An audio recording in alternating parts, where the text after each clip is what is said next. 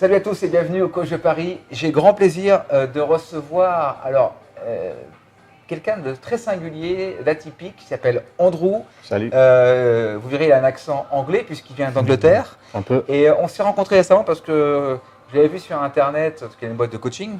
Comment il s'appelle? L'homme élégant. L'homme élégant.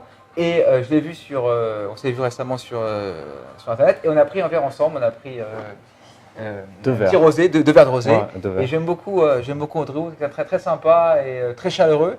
Et je lui ai dit, tiens Andrew, on fera une petite interview sur la séduction, le game, pendant qu'on est là. Donc voilà, l'interview aujourd'hui se réalise. Andrew, bonjour, merci. Merci, ça fait plaisir de te voir.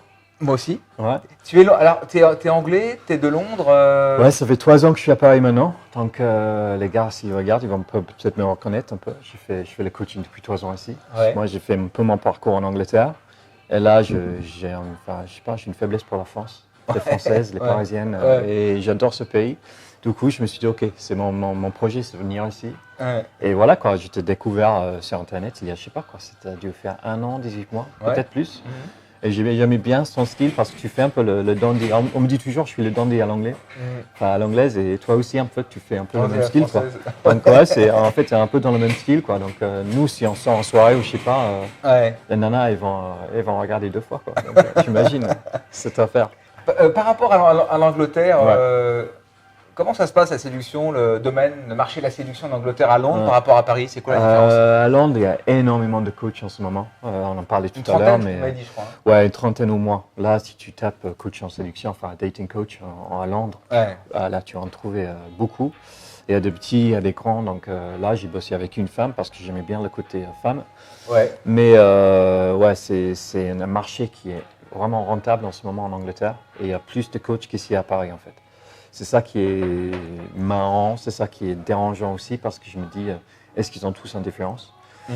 Et en même temps, quand tu regardes, et moi j'en connais énormément à Londres, et c'est à Paris, enfin nous on se connaît, en fait on est tous en train d'apprendre la même chose. Et en fait tu vois que le style est un peu différent, donc toi tu n'es pas comme moi je suis pas comme toi, mais en même temps les principes elles sont les mêmes, quoi. Ouais, les grands standards sont les mêmes, quoi. Ouais, La c'est ça. structure est la même. Bah, séduire une femme, il n'y a pas 1000 manières de faire, Ouais. même si l'homme il change, son style ça change, mais il suit les mêmes principes. Les mêmes Donc, principes, ouais. si tu t'y connais, tu Immuable. regardes les vidéos, c'est ça en fait. Tu vois, ok, il est en train de faire ça à sa manière, mais il est en train de faire ça. C'est marrant, quoi. Donc à Londres, c'est un peu ça, c'est vraiment le street qui prime avant tout. Ouais. Mais ce qui est différent, c'est sûr que c'est la soirée ici à Paris par rapport à Londres. C'est-à-dire? Donc, tu fais du night en Angleterre, tu as des bars, tout le monde est debout, vraiment du monde. C'est plus facile le night en Angleterre que c'est en... Ouais. Ce qui n'est pas qu'en Angleterre, je crois que c'est les filles qui vont vers les mecs, il paraît. Non, pas Non, trop. pas Enfin, trop. si un peu, si ils ont un peu bu. Ouais, mais là, ouais. il faut se méfier. S'il y a une fille qui vient vers toi, En fait, moi, Ouais. j'ai eu plus de filles qui m'ont abordé ici à Paris qu'à Londres. Allons, d'accord. Mais elles abordent de manière indirecte, genre j'aime bien, Ah ouais, j'aime moi bien je porte votre- une pochette, votre pochette, ouais, j'aime direct, bien. ouais, bien sûr. Ouais. Et si le mec il sait comment faire, Ouais, après, il s'est il rebondir. reprend le relais. Ouais, Ouais, voilà. ouais, ouais. Mais en fait, c'est plutôt ici à Paris, vous avez des cafés, genre tout est un peu assis, tout le monde est assis. Et il Statique. faut, ouais. Mais c'est pour ça que c'est plus difficile ici, c'est qu'il faut aller, il faut s'asseoir à la table et il faut avoir le chat direct. Là en Angleterre, on peut parler parce que tout le monde est debout. Si ça ne capte pas, s'il n'y a pas d'accroche, voilà, on est dans un autre couple. Si vous allez aborder à table, là, avec 10 personnes, bah, c'est plus gênant si il n'y a pas d'accroche D'accord. pour se mettre debout. Donc il faut vraiment travailler ça. Donc. C'est quoi ton histoire? Tu m'avais dit que tu étais un ancien, un peu comme moi, un ancien Ouais. timide, donc Ouais. tu es revenu de loin et tu t'es Ouais. construit Ouais, ce que tu es devenu aujourd'hui. Mais en fait, pour moi, c'était un truc. On parlait beaucoup de développement personnel, donc pour moi, c'était un truc où je bosse un peu moi-même en tant qu'homme, pas en tant que séducteur, pour avoir la confiance de parler à tout le monde. Donc je disais bonjour à quelqu'un dans la rue. En Angleterre, on peut dire ça, on peut dire bah, bonjour, il fait beau aujourd'hui, quoi. C'est un peu le stéréotype, on parle du temps, la pluie et du beau temps, mais en Angleterre, ça se fait. Du coup, pour moi, c'était juste d'être plus à l'aise avec moi-même, parler avec du monde. Ensuite, je suis devenu prof à la fac en Angleterre. Tu m'avais dit, ouais. Tu as 150 élèves devant toi qui prennent des notes et que tu dis, mais j'arrivais même pas à dire salut à 2 mecs dans un bar et maintenant j'ai 150 personnes qui me regardent. Ça fout un peu le frisson, quoi. Cafard, quoi. Ouais, Ouais. bien sûr, ouais.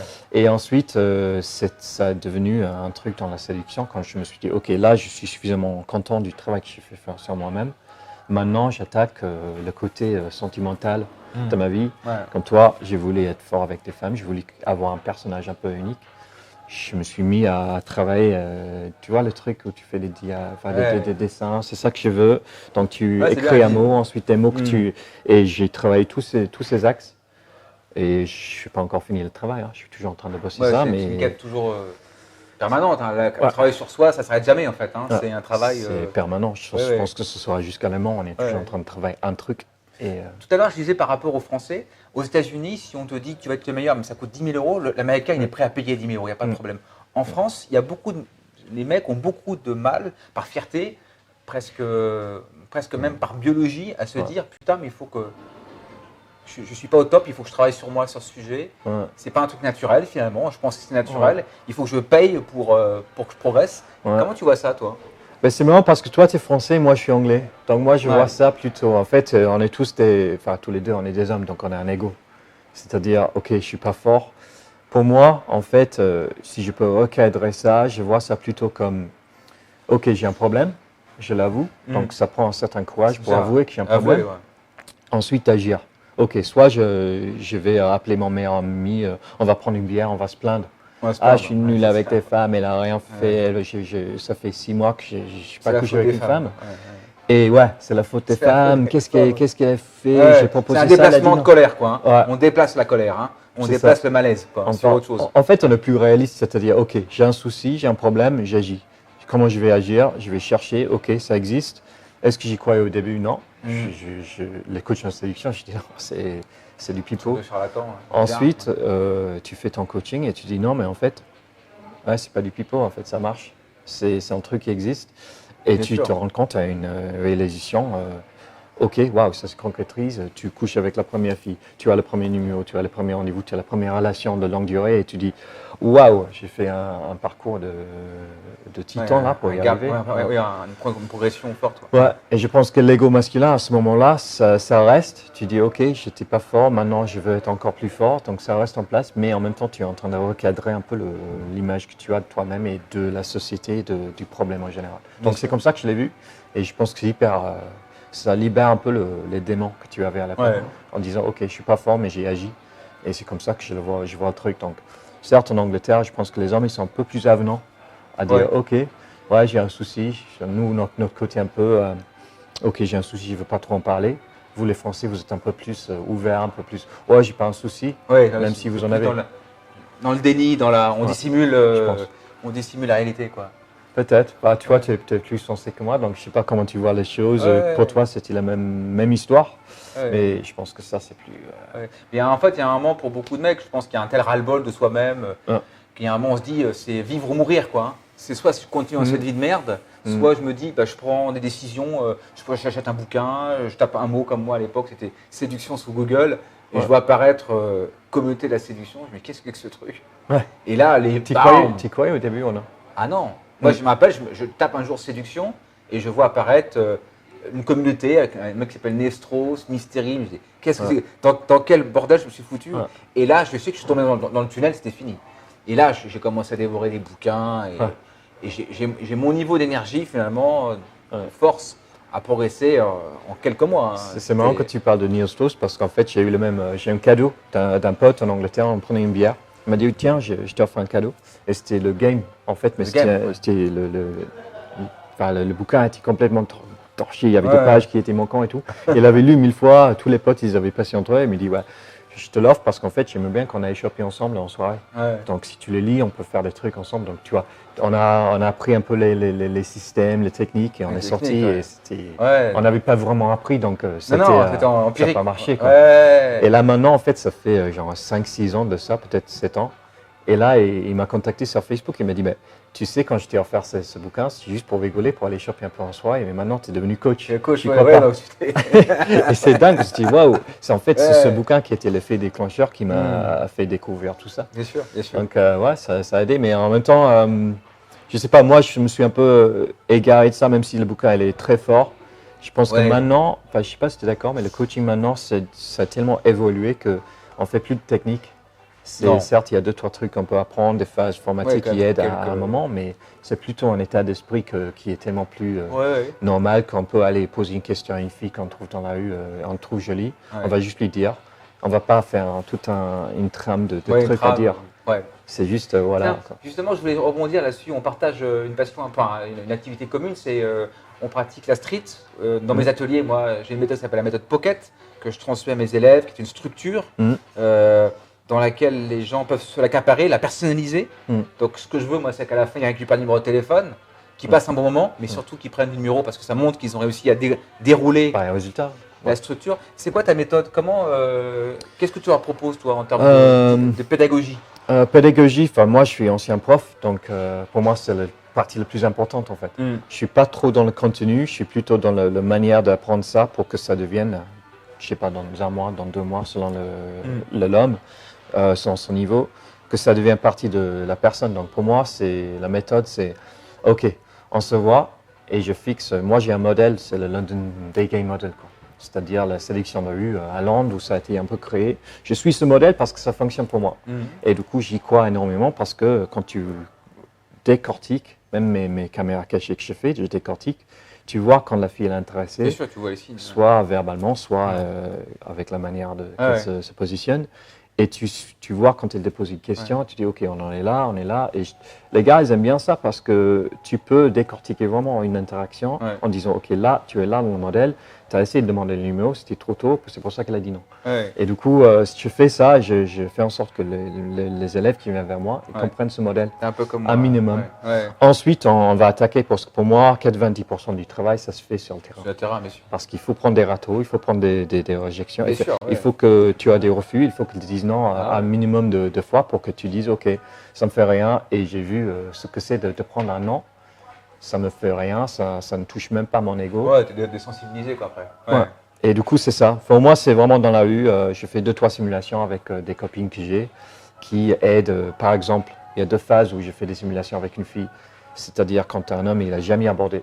Juste pour voir, parce que sinon, la première approche, elle va peut-être pas s'arrêter et c'est pas bien pour voir comment transitionner un peu et pour faire des rendez-vous.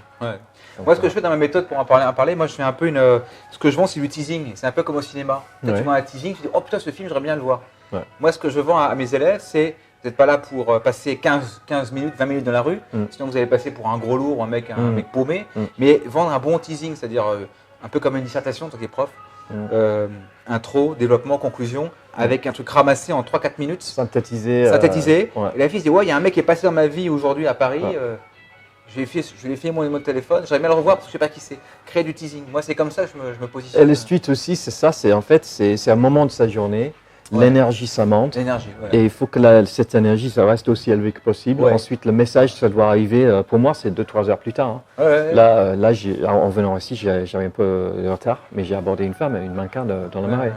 Et là, je sais que dans 1 heure, je vais lui envoyer un message. Je vais lui proposer un verre demain ou après-demain. Parce que là, il faut que cette énergie, ça reste élevé pour qu'elle se ressente. Bien sûr. Ah, c'était les frissons. Les frissons. Si tu attends 3-4 jours, comme on dit dans les films. Enfin, pour moi, perso, je trouve que… La température, elle baisse. Forcément. Et ça marche un peu moins, sauf vraiment si elle est complètement dans le besoin aussi. Quoi. Donc, nous, on n'est pas dans le besoin, mais on a tellement un libido. Je pense que les coachs en sélection, c'est ça qui… Pour moi, on a en commun, c'est on a un libido de ouf, quoi. Enfin, niveau d'énergie élevé, c'est souvent ça. Et c'est pour ça qu'on arrive à le faire. Pour terminer, c'est quoi ton ambition à Paris maintenant? C'est quoi? C'est d'avoir…